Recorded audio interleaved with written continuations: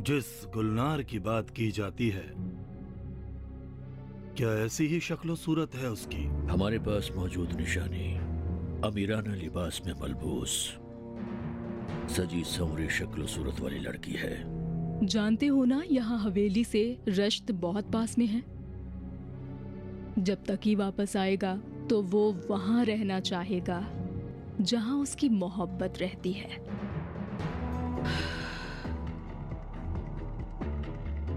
शायद तकी खान ये चाहते हो कि उनके बीवी बच्चे उसके पास और उसके सामने रहें जिसे तकी खान ने ठुकरा दिया था, और फिर भी वो बीवी बच्चे वाले आदमी को छोड़ना नहीं चाहती है। आसिफ मेरा बेटा नहीं है, लेकिन इन बरसों में उसने बेटे का हक अदा किया है। इतना समझदार और लायक है कि बहुत जल्द ताजो तख्त से अपना हक लेकर बादशाह बन जाएगा। ये तकी खान के लिए तो नहीं है ना? तकी खान की बीवी के लिए है, जिसकी जबान अभी भी चलती है। तब इस तरह से बेहतर होगा कि इरज और फिरोजा बेटी गुलनार को फूमन के रास्ते में पड़ने वाले मुसाफिर खाने तक पहुंचा देंगे। उसके बाद फिरोजा और इरज रश्त चले जाएंगे। इस तरह गुलनार की तरफ से हमें इत्मीनान हो जाएगा, फिर कोई फिक्र नहीं रहेगी। मैं जिधर और जहाँ कहीं भी जा रही थी, हर तरफ से आसिफ और ताउस के आदमियों की तरफ से पकड़े जाने का खदशा था। ये लोग हर तरफ दंदनाते फिर रहे थे और उनकी तमाम तर कोशिश ये थी कि मेरे पकड़े जाने का इफ्तिखार उन्हें नसीब मैं कह रही थी कि क्या तुम मेरी भांजी का नाम उस फहरिस्त में लिख सकते हो जिन नौकरानियों को हवेली में काम के लिए ले जाया जा रहा है? मैं ये चाहती हूँ कि ये वहाँ जाए और लोग इसका हुनर देखें। शायद ये फर्श से अर्श पर पहुँचे। आ जाओ, आ जाओ आराम से। देखो तो इसका हाथ कितना ठंडा हो रहा है। तुम्हारे पास कुछ रुमाल वगैरह है? लो देखो, कोई कपड़ा है इस लपेटने के लिए? देखो तो उसमें। हमने इन दोनों को जितना ढूंढने की कोशिश की, हमारे हाथ कोई निशानी नहीं लगी। तो इस हिसाब से अभी तक ना तो हमें इस्माइल की लाश मिली है और ना ही इस्माइल का कोई सुराग मिला है। यहीं पर हम लोग रुकेंगे। मुसैयब, इनके उतरने में मदद करो। लोग जाओ। ये तुम हो? हाँ, मैं ही हूँ। ये भी तो हो सकता है कि अंधेरे में तुम्हें ना पहचान पाऊँ। अब तुम कौन हो? तुम्हारे घर में मेहमान का इस्तकबाल डंडे से किया जाता है क्या? मेहमान? मुझे इधर कोई मेहमान नहीं दिखाई दे रहा। हमसे तो कहा गया चोरू चक्के आ रहे हैं। चोरू चक्के? बेहतर है खबर देने वाले को बदल दो। तुम इसे पहचानती हो? नहीं। रात से ही इसे बुखार चढ़ गया और ऑल फॉल बकने लगी। चेचक, चेचक, चेचक, चेचक, चेचक, चेचक, भागो! सिपाहियों, अगर नहीं देखा है और नहीं सुना है कि चेचक कितनी खतरनाक बीमारी है तो अच्छे से मेरी बात सुन लो। कहा जाता है कि इस बीमारी में कोई दवा काम नहीं करती है। अभी के अभी अपना सामान इकट्ठा करो और इतनी दूर चले जाओ कि मेरी आवाज तक तुम्हें सुनाई न दे। अभी भी देर नहीं हुई है, हम सब कुछ फिर से शुरू कर सकते हैं। क्या शुरू करें? जो खून बहा है उसका क्या? जिनकी इज्जतें लुट गई उनका क्या? तुम बस हाँ तो करो, मैं सब कुछ ठीक कर दूंगी। नहीं ताउसुल मुलूक, अब बहुत देर हो चुकी। इश्क व आशिकी का हमारा दौर गुजर गया। उस दिल का क्या करें जो कहीं जा लगा हो। पहाड़ को अपनी जगह से हटाया जा सकता है, मगर दिल को नहीं।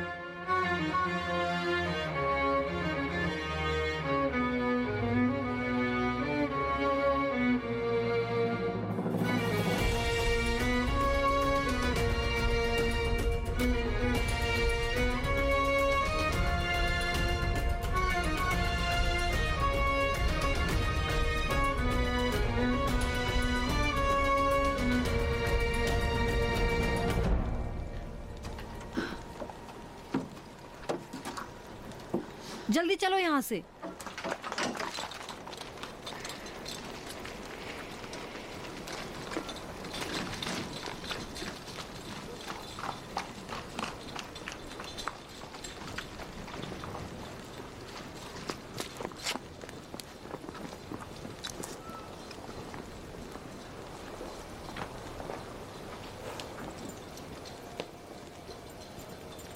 एहतशाम, फिलहाल ये आग और धुएं का काम छोड़ो।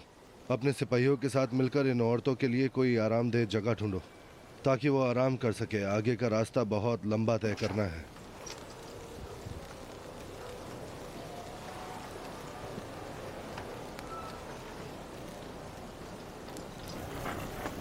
अगर मैं गलत नहीं हूं तो तुमने भी चेचक को देखा है।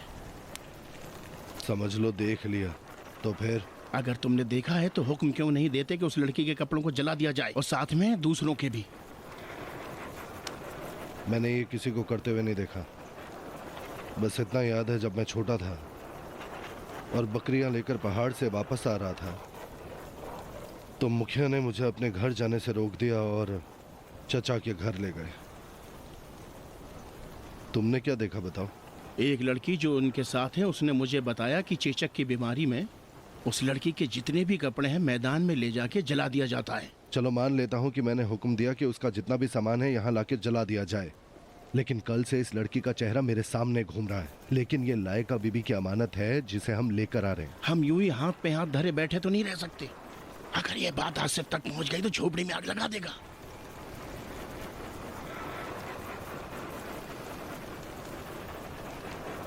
अगर ये मौत बांटने वाली बीमारी झोपड़ी से निकल आई फिर नहीं कहा जा सकता इसे कौन रोक पाएगा।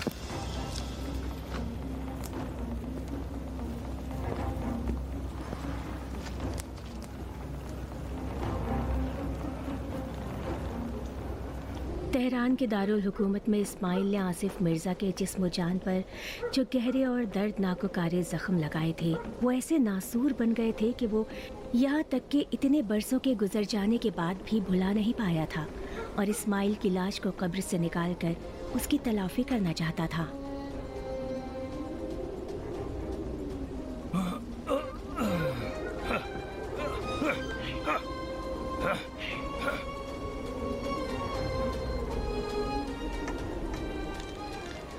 जरा हमारी हालत तो देखो, हम क्या बनना चाहते थे और क्या हो गए। कब्र खोदने वाला अर्दशीर। इन तमाम हंगामा आराइयों के दरमियान आसिफ मिर्जा इस्माइल की मौत के बाद ही सही उसके जनाजे को ढूंढकर अपने बदले की आग को बुझाना चाहता था ताकि शायद इस तरह से वो अपनी पुरानी दुश्मनी की आग को कुछ हद तक फुरूकश कर सके और उस जिल्लत ख्वारी के कदरे तलाफी हो सके जो उसे इस्माइल की खातिर दारुल हुकूमत की फौज से निकाल कर बाहर करने और महल के अंदर और बाहर लोगों के मजाक उड़ाने के बाइस हासिल हुई थी। हाँ। सलाम आसिफ खान। यहाँ कोई भी लाश सही सलामत नहीं जिसे इस्माइल का चेहरा पहचाना जा सके। या बंदूक की गोली ने इनका चेहरा बिगाड़ दिया है या जो ठीक रह भी गई थी उन्हें चूहों ने खा लिया है। क्या तुमने इस्माइल को देखा? जनाब मैंने देखा था, लेकिन इन लाशों में कोई भी लाश इस्माइल की नहीं है। हमने अपना वक्त भी यहाँ बर्बाद किया और इन लाशों की भी बेहुरमती की। सबने इस्माइल को देखा है, सब बोलते हैं इस्माइल को देखा है। चलो अभी ये गुस्से में है। मेरी तरफ देखो, देखो देखो इधर। तुम यहाँ फिर क्यों बैठ गए? अभी उठ के मैं तुम्हें यहाँ दफन कर दूंगा। फालतू की बात मत करो, काम करो अपना। तुम सब ये की तरह के हो। क्या तुम्हें पता है बादशाह की बीवी का चांद हमारे चांद से अलग होता है? क्या सच में? हाँ ये सच है। मैं भी नहीं मानती थी पहले। एक रात जब मैं बैठी थी तो मैंने देखा। अरे ओ सिपाही! क्या है, क्या बात है? फिर कौन सा हंगामा खड़ा करना चाहती हो? तुम्हें उस झोपड़ी से बाहर आने की इजाजत ही किसने दी? हाँ? वो मकड़ी। क्या? ये कह रही है गुली के चेहरे को मकड़ी ने चाटा है। इसने खुद देखा है। शाम से बुखार भी उतर गया और छाली भी नहीं है। तुम्हारा दिमाग तो ठिकाने है लड़की। इस तरह पागलों की हरकत क्यों कर रही हो? पकड़ो इसे। एक मर्तबा चिल्लाती हो चेचक चेचक और फिर दूसरी बार दूसरा हंगामा खड़ा कर देती हो। सब उलट पुलट करके रख देती हो। उसके बाद बोलती हो कोई बात ही नहीं है, सब कुछ ठीक ठाक हो गया। ऐसा लगता है कुछ हुआ ही नहीं हुआ। पहले बताओ, तुमने हमारा मजाक बना रखा है। क्या एहतियात से काम लेकर मैंने गलत किया? एहतियात नहीं, तुमने हमें हलकान कर दिया। मेरी बहन तुम वहाँ मत खड़ी रहो, यहाँ आओ मेरे पास, यहाँ आओ। अपनी ही जगह खड़ी रहो। तुम दोनों झोपड़ी में वापस जाओ अभी इसी वक्त, जल्दी।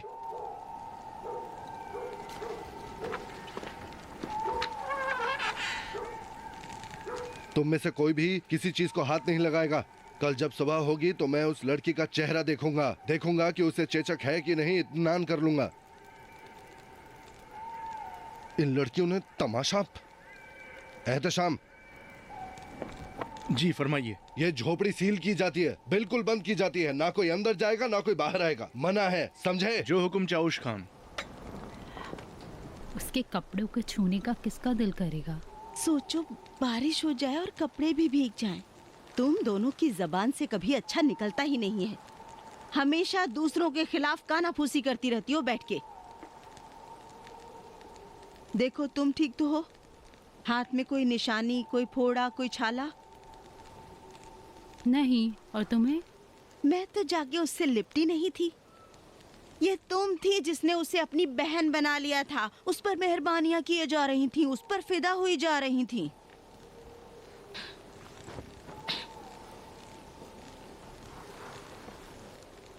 तफूरा बानो, सलाम। तुम खुद तो ठीक हो? तुम्हारी बहन, मतलब तुम्हारे बीच सब ठीक है? आपकी मेहरबानियों से। नहीं, कोई बात नहीं।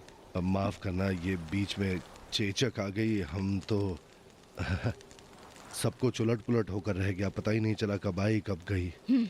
शुरू से ही पता चल रहा था ये लड़की कुछ न कुछ गड़बड़ करेगी। हाँ, ये लड़की तो उसमें कुछ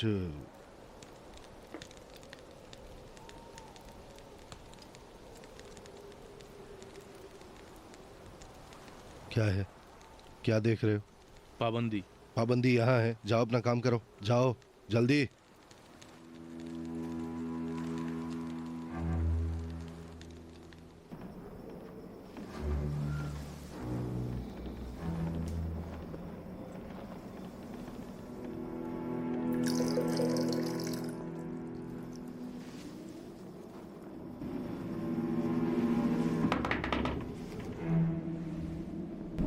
अंदर आ जाओ। सलाम शहजादी, मेरे लिए कोई हुक्म था? यह एहतराम सादात को ले जाकर दे दो और कह दो तबीयत ठीक करने के लिए जरूर इसे पी लें, उनके लिए अच्छा रहेगा। जो हुक्म शहजादी।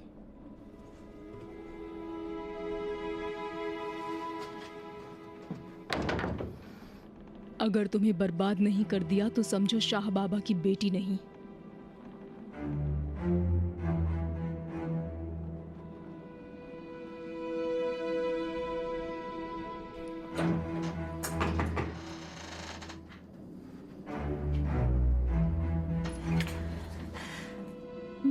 मेरी गुलनार की क्या खबर है?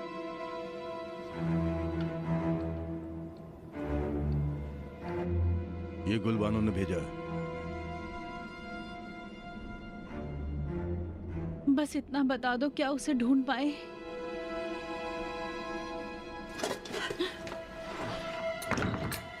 मेरी बात का जवाब क्यों नहीं देते? कोई बताएगा कि ये सब क्या हो रहा है? मेरी गुलनार कहाँ है?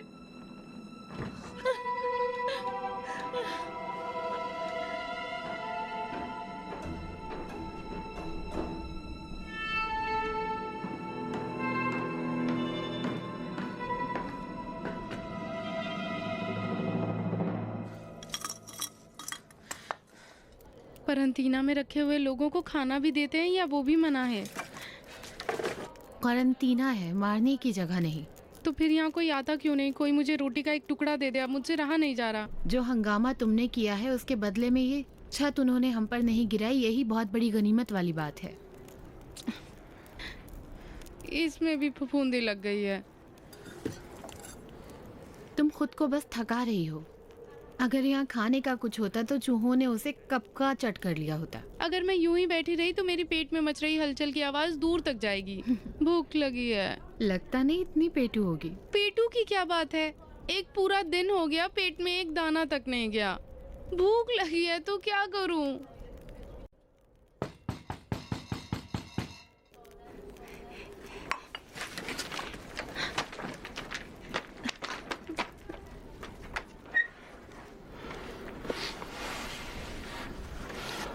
मेरी बीमार बहन का क्या हाल है? कौन सी बहन? यहाँ 3 बहनें हैं और तीनों ही भूख से मरी जा रही हैं। मेरी एक ही बहन है। जब से मैंने उसे देखा है मुझे मेरी माँ की याद आया करती है। हाँ, अगर जानना चाहते हो तो जान लो कि वो ठीक हो गई है।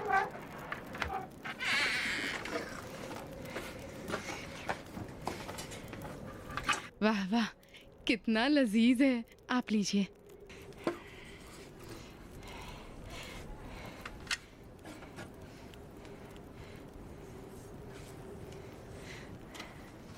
लजीज है ना? पी जाए।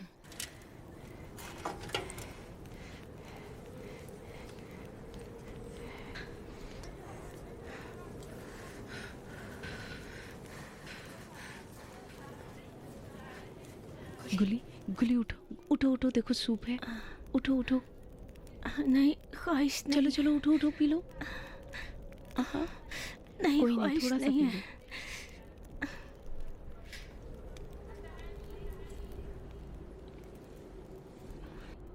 थोड़ा थोड़ा ले लो।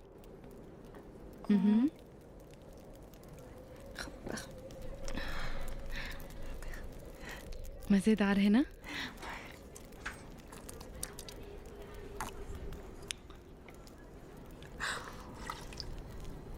जरा धीरे, भूख लगी है।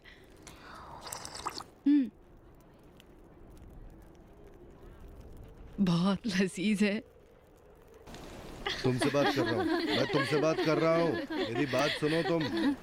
अब बस भी करो। हमने ये खेमा नस्ब किया है, जाकर आराम करो इसमें। यहाँ तुम सबकी कोई भी आवाज नहीं आनी चाहिए। तुम सब बच्चियाँ नहीं हो। हालत देख रही हो ना यहाँ की। क्या कर रहे हो रंजबार? जल्दी करो। तुम सबसे कह रहा हूँ आराम से बच्चों की तरह सो जाना। बस यही बात। चलो।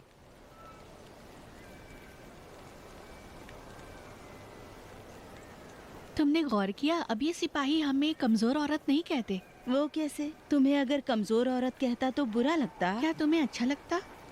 गुली के साथ रहते रहते तुम्हारी जबान भी कैंची की तरह बहुत चलने लगी है। मुझे समझ में नहीं आता इस लड़की के साथ कैसा बर्ताव करूं। अब तुम जिद पर उतर आई हो ना? जिद पर ना उतरूं? उसकी वजह से यहाँ जंगल में पड़े हुए हैं। कहीं और होते तो सर पर छत तो होती, दीवारें तो होती। इस ठंड में बीमार पड़ गई मैं। गुली तो दोपहर के बाद से ही अपनी दुनिया में नहीं थी। उसे तो कुछ पता ही नहीं क्या हुआ। तोहफा है हमारे लिए। खबर नहीं थी तो ये मुसीबत लाई हम पर। खबर होती तो पता नहीं क्या करती। तुम्हें जो जी में आए बोलो। मुझे तो ये लड़की बहुत पसंद है। उसके अंदर ऐसा कुछ है जो दूसरों से अलग है। हाँ, अलग है। वो अपने गले में बदनसीबी का तौक बांध के आई है। लेकिन दूसरों के सामने बैठकर वो अपने नसीब का रोना नहीं रोती है। सफूरा बानो, तुम भी इस बहन के साथ खेमे में जाकर आराम करो ताकि दूसरे सिपाही आराम कर सके। खुदा का शुक्र है मैं कभी तकलीफ में नहीं थी जो अब मैं तकलीफ उठाऊं। ये कमीना सिपाही तुम्हारा नाम कैसे जानता है? क्या इसने फहरिस्त में हमारा नाम और काम नहीं लिखा था? चलो माना के लिख लिया होगा। इसका मतलब ये तो नहीं इधर उधर बोलता फिरे। चलो अब चुप भी रहो तुम। तुम्हें मेरी फिक्र करने की जरूरत नहीं है। क्या बताऊं, लोगों के घरों में काम और नौकरी करने के लिए हमारा इतनी जगह नाम लिखा गया कि अब फर्क नहीं पड़ता। चलो, मरने से पहले किसी ने हमें बानो तो पुकारा। मुझे बिल्कुल पसंद नहीं कि इस तरह का आदमी मुझे बानो पुकारे। हाँ?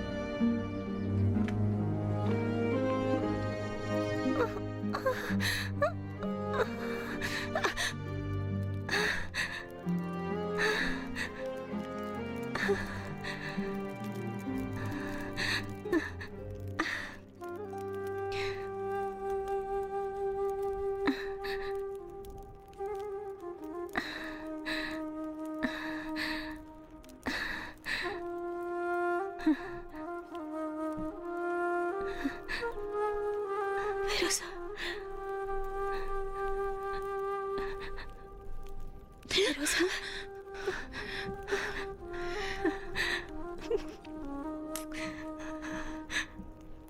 खुदा का शुक्र है तुम्हारा बुखार उतर गया, बदन ठंडा हो गया है।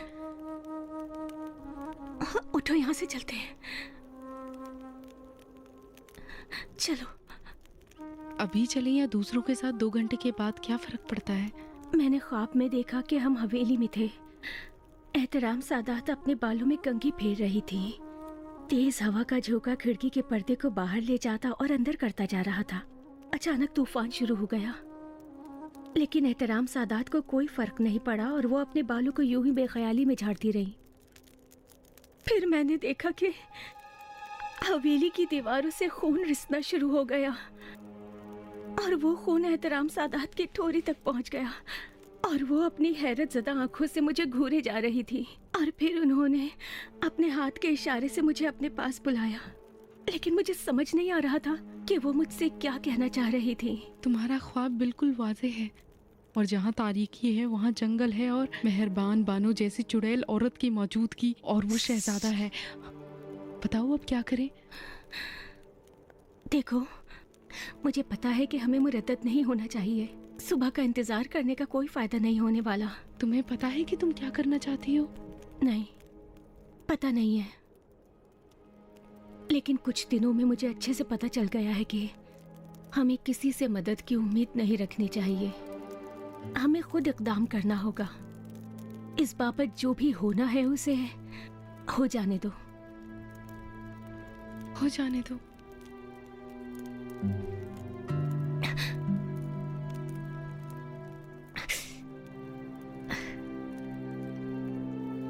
बहुत खराब लग रहा है। हाँ, खराब लग रहा है। हंस क्यों रही हो? लेकिन अगर तुम्हारा जख्म भर जाता है तो इसकी कोई निशानी नहीं रहेगी। खासकर खाने में नखरे बंद कर दो और खाकर तुम थोड़ी सी मोटी हो जाओ। ओहो, मैं ये सोचती हूँ कि मैं अकेली ही हवेली में चली जाऊँ तो अच्छा होगा। तुम चले जाओ फूमन, जैसे कि जहाँ भी तुम्हारा कोई अपना हो। मेरा कोई अपना? मेरा कोई अपना कहाँ था बहन? इस दुनिया में तुम और तुम्हारे घर वाले ही मेरे अपने हैं। अगर तुम सोचती हो कि मैं तुम पर बोझ हूं तो ठीक है, कोई बात नहीं। मैं यहीं रुकती हूँ, इन लोगों के साथ हवेली चली जाऊंगी। जब भी तुम्हें मेरी जरूरत हो इशारा कर देना, जान दे दूंगी। तुम पागल हो क्या? तुम तो मेरी बहन हो। तो बता दो अब इन 2 बहनों को क्या करना चाहिए? कुछ नहीं, चलो यहाँ से हम हवेली चलते हैं और वहां जाकर देखते हैं कि कौन है और हम क्या कर सकते हैं। उठो।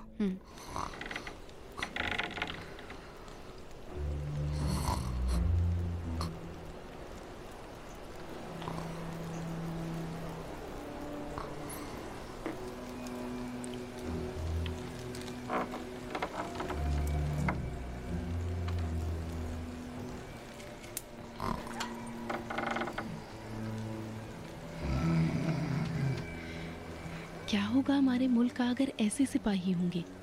पानी सर से ऊपर चला जाए तो भी सोते रहेंगे।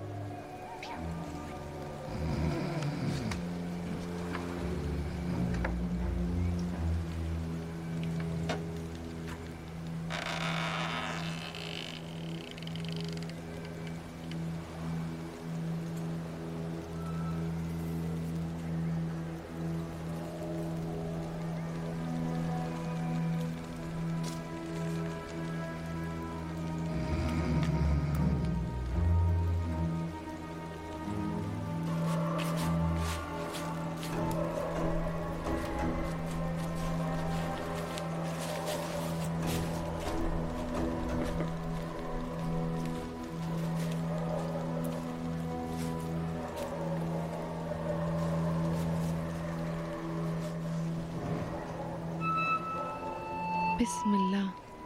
तुमने जिन्ना देख लिया क्या? इस्माइल। इस्माइल, जल्दी आओ, चलो, सिपाही आ जाएंगे वरना यहाँ। जल्दी चलो। ये जगह उस कब्रिस्तान के पास में है जहाँ इस्माइल को दफन किया गया था।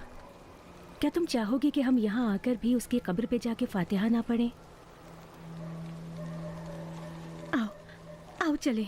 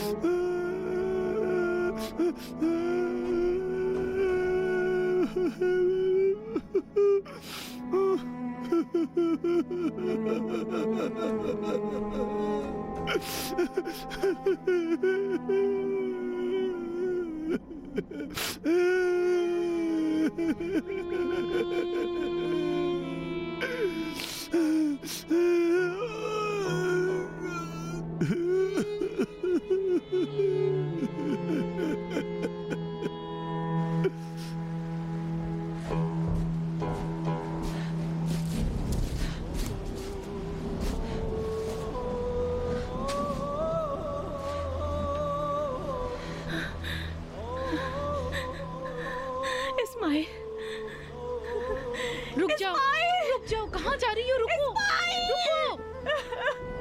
उठो, उठो यहाँ से, उठो ना, चलो यहाँ से, उठो, उठो, जल्दी चलो यहाँ से, छोड़ो मुझे, मैं उसकी कब्र पर मिट्टी डालूंगी। उठो, उठो, चलो यहाँ से, चलो यहाँ से जल्दी। मिल लेने दो बस, एक बार मिल लेने दो, फिरोजा। चलो, चलो यहाँ से जल्दी, उठो। वाह, बीमार बहन, पता है यहाँ क्या कर रही हो?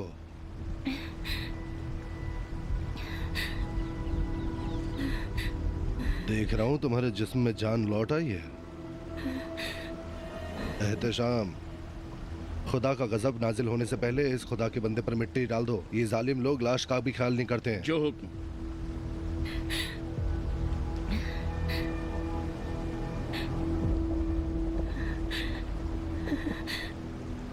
अपना हाथ दिखाओ। लड़की, तुमने इतना जो हंगामा और शोर मचा रखा था वो सब झूठ था ना? यकीन मानो, अगर जो हालत मैंने देखी थी वो तुम भी देखते तो तुम भी मान जाते। चेहरा छीले हुए अनार की जिल्दी की तरह सफेद हो गया था। झूठ हो या सच, मुझसे कोई भी मतलब नहीं है। अब अपने खेमे में वापस जाओ। जब हवेली पहुंच जाओगी तब वो जाने तुम्हारे साथ क्या करना है। जल्दी जाओ। एहतशाम, तुम भी अपना काम करके जल्दी आ जाओ। जल्दी करो। ये तो अच्छा था कि मैंने बीबी लायका और तुमको बता दिया था कि जो भी तुम करोगी उसकी जिम्मेदारी मेरी होगी। मेरी ये बात अभी पूरी नहीं हुई थी कि ये लड़की हमारे गले पड़ गई।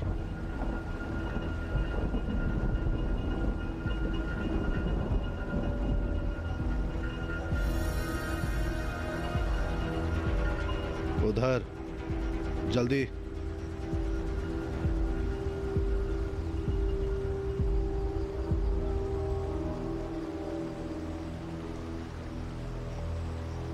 जल्दी चलो।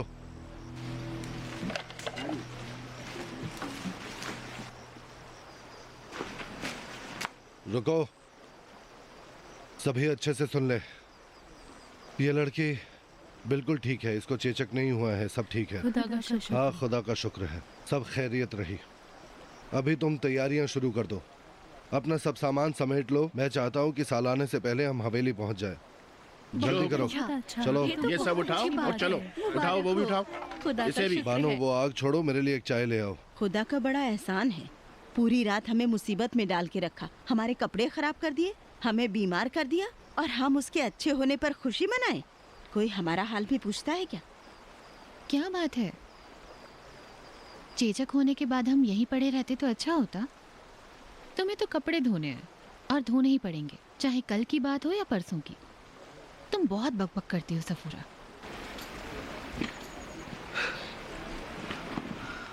खुदा तेरा शुक्र है, कुछ ऐसा कर कि मेरी ये बहन मुझे भी चाहने लगे। अरे तुम सब अभी यहीं खड़ी हो? जल्दी करो, तुम अंदर जाओ, सब ठीक ठाक करो, जल्दी करो, चलो। तुम रुक जाओ। तुम्हारे फालतू के हंगामे को मैं माफ करता हूं। मेरी तरफ देखो, इसलिए नहीं कि तुम्हारा मनहूस चेहरा मुझे अच्छा लगता है, बल्कि बिल्कुल अच्छा नहीं लगता है। नहीं, मैं बस इतना चाहता हूं कि और मुश्किल मत बढ़ाना। मेरी ये बात कान खोलकर सुन लो और अपनी उस सहेली को भी समझा दो। अब कोई भी गलत कदम मत उठाना।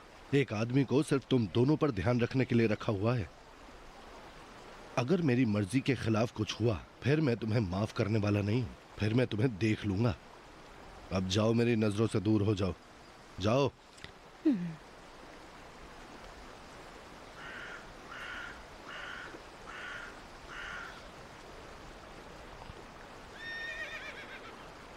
ये लो, तुम लो, ये लो। अरे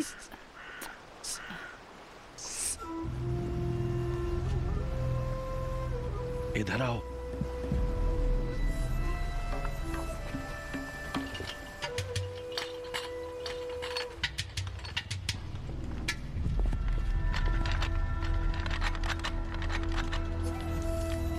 सिपाही, हथियार तान लो और निशाने पर लगाओ। तुम्हारा ध्यान मेरी तरफ रहना चाहिए। जब तक कि मैं न कहूं, कोई भी गोली नहीं चलाएगा।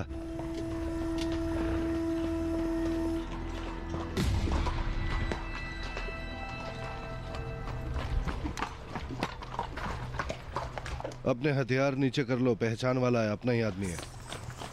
कैसे हो अब्बास कुली? कैसे हो तुम? खुशामदीद। हाँ तो अब्बास कुली, हवेली की नई खबर क्या है? आसिफ मिर्जा तकी खान की बेटी के ना मिलने की वजह से बहुत गुस्से में है। उनके पास जाया भी नहीं जा सकता। उनका अखलाक खराब तो था ही, अब तो बिल्कुल काटने के लिए दौड़ रहे हैं। अब्बास कुली, उस लड़की में ऐसा क्या है कि आसिफ मिर्जा उस लड़की को हर जगह ढूंढता फिर रहा है और हमें भी उस लड़की की वजह से इस जंगल में भेज दिया है? वल्लाह मैं नहीं जानता। फिलहाल मैं कूमन जा रहा हूँ और मुझे वहाँ जल्द से जल्द पहुँचना होगा। क्या खबर है? सब ठीक है इंशाल्लाह?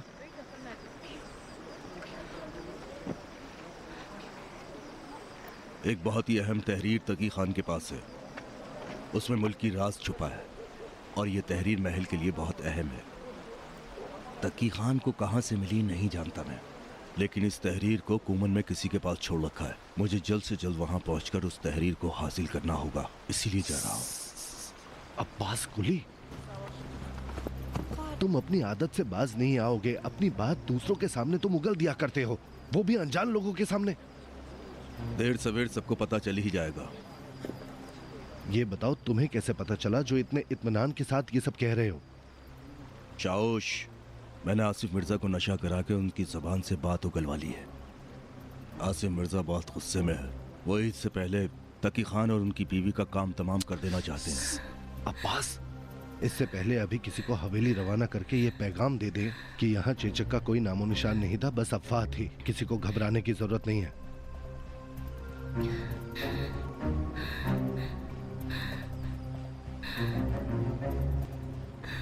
क्या हुआ तुम्हें? तुम्हारे चेहरे का रंग यूं मुर्दे की तरह क्यों उड़ा हुआ है? इनकी बातों से खून की बू आ रही है फिरोजा। खून की बू? तुम इन लोगों को नहीं पहचानती हो। जैसा कि ये लोग कह रहे हैं, खान बाबा और हमारा काम तमाम करने वाले हैं। मेरे दिल में हलचल मची है। तशवीश से मैं मरी जा रही हूँ।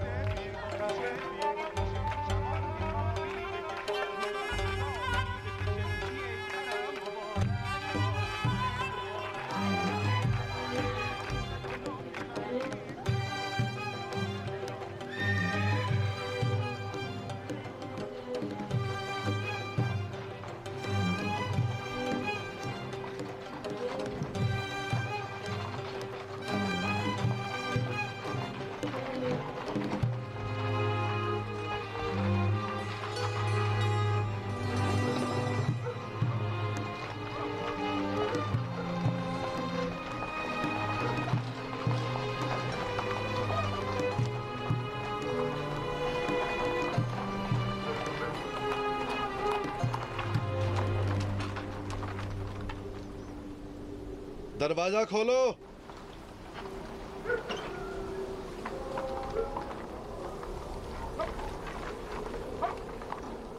मुझे नहीं पता इंसानों के घर और आशियाने में कौन सा राज या कौन सी तासीर पाई जाती है कि जब एक मुद्दत के बाद वहाँ वापसी होती है तो घर से मुद्दतों की दूरी और फिराक दिल को चुभता है, और जैसे ही घर में कदम पड़ता है, चाहे दुनिया भर का गम दिल पर बोझ ही क्यों ना बना हो, अचानक पुरसुकून हो जाता और फरहत महसूस करता है, और सारा दुख दर्द मामूली और नाचीज नजर आने लगता है। मुझे अपनी दरपेश राहों की सख्ती का बखूबी इल्म था। मैं यको तन्हा थी, ना वाकिफ व ना तजुर्बेकार थी, और जालिम कौम से सामना करना था। मेरी समझ में नहीं आ रहा था कि मुझसे क्या बन पड़ेगा, लेकिन इतना जानती थी कि अगर यूं ही हाथ पर हाथ धरे बैठी रही तो ये गिरोह मेरी सारी हस्ती और तशख्खुस को मिटा डालेगा, और मेरा घर और घराना उनकी लूट मार से तबाह बर्बाद हो जाएगा। आराम से, तुम जाओ, मैं अभी आती हूँ। ठीक है, ठीक आराम है, से। ठीक है। इन बेचारे घोड़ों को भी दाना पानी देना शुक्रिया। जरूरी है। रास्ता हाँ ठीक है, मैं बहुत करता लंबा हूँ। था।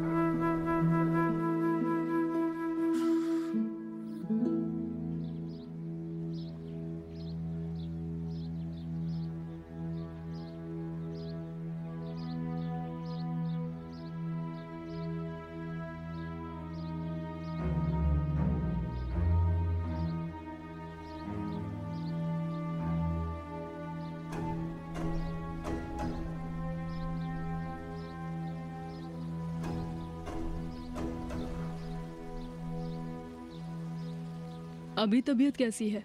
जाहिरी तौर पर पुरसुकून है, लेकिन बस ऑल फुल बके जा रहे हैं। पता नहीं ये मुसीबत कहाँ से नाजिल हो गई जिसमें हम मुब्तला हो गए। जो लोग कहते हैं कि कैंसर की कोई दवा नहीं होती, उन्हें मोहब्बत नहीं हुई होगी जो ये समझ पाए कि इश्क की कोई दवा नहीं होती और ना ही असर करती है। मेरा सारा डर और खौफ आपके मंसूबे के नाकामी को लेकर है शहजादी साहिबा। इतनी सारी तगदो और पहम कोशिशें, सजा और सदुकोब और आसमान और जमीन के गुलाबी मिलाने का अंजाम ये हुआ कि आसिफ मिर्जा इश्क का राग अलापने लगे हैं। वह मुल्क और अपने नसीब को रौंदना चाहते हैं, और साथ में आपका मुकद्दर भी शामिल है। पता नहीं वो अधजली तस्वीर और गुलनार बीच में कहाँ से आ गई। बात सिर्फ गुलनार और अधजली तस्वीर की नहीं है। कुछ साल पहले आसिफ मिर्जा को अनीस नाम की एक लड़की से मोहब्बत हो गई थी। अनीस रियाया की एक लड़की थी। उन्होंने एक दूसरे को कहीं देखा था और आपस में दिल दे बैठे थे, लेकिन इससे पहले कि वो एक होते, मुजफ्फरुद्दीन शाह के महल के ख्वाजा सराव ने उसे देखा और महल के लिए पसंद कर लिया। लड़की ने जो आसिफ से मोहब्बत करती थी, उसने बहुत ज्यादा अफीम खाकर खुदकुशी कर ली।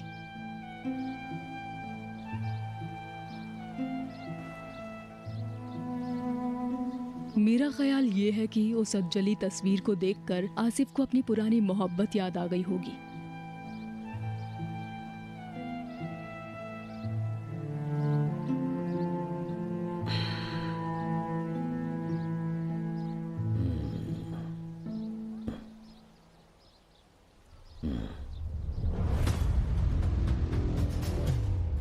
ये ज्यादातर तेहरान में बड़े मालिकों के घर में रही। मैं इस लड़की की हालत खराब कर दूंगी।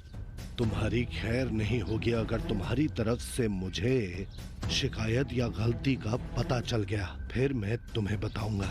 जिस सांप को आस्तीन में पाल के रखा है, अगर किसी दिन उसने डस लिया तो मुझसे मत कहिए। ऐसा लगता है कि तुम भूल गई हो हम इंसान हैं, अक्ल शऊर रखते हैं, जुबान रखते हैं, बात करो। जब भी बावर्ची खाने से हवेली के अंदर खाना आएगा, उसके साथ बावर्ची खाने का एक आदमी आएगा ताकि मौत को गले लगा सके। लेकिन इतना जानती हूँ कि मुझे खान बाबा और माँ की जगह का पता लगाना है।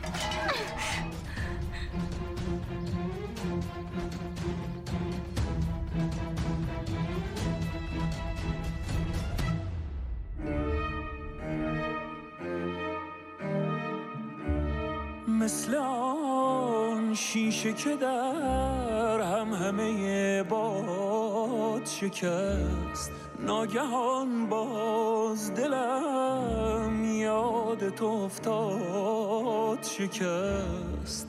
با شب غرق غم و تیره و تارم چه کنم، با دلی تنگ که از داغ تو دارم چه کنم، بیقرارم چه کنم. قصه رفتن تو داده برباد مرا، باورم نیست چنین برده ای از یاد مرا. تا دلی هست بیاد رفتم از دست بیاد، بغض تو راه نفسهای مرا بس بیاد، به هوای دل بیچاره که تنگ است بیاد.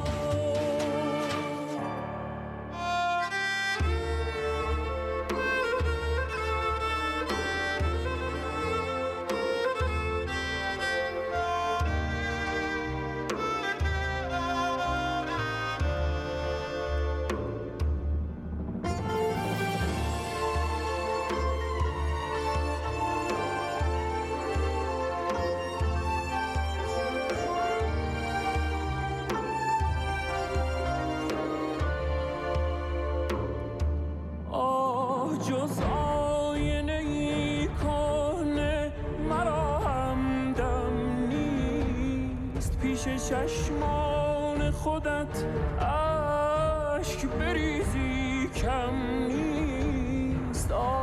برگرد اگر آه مرا میشنوی، گوش کن ناله جانکاه مرا میشنوی.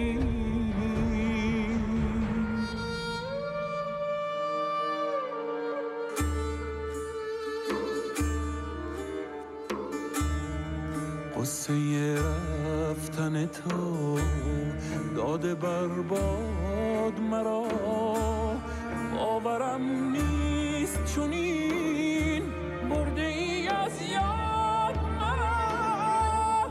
تا دلی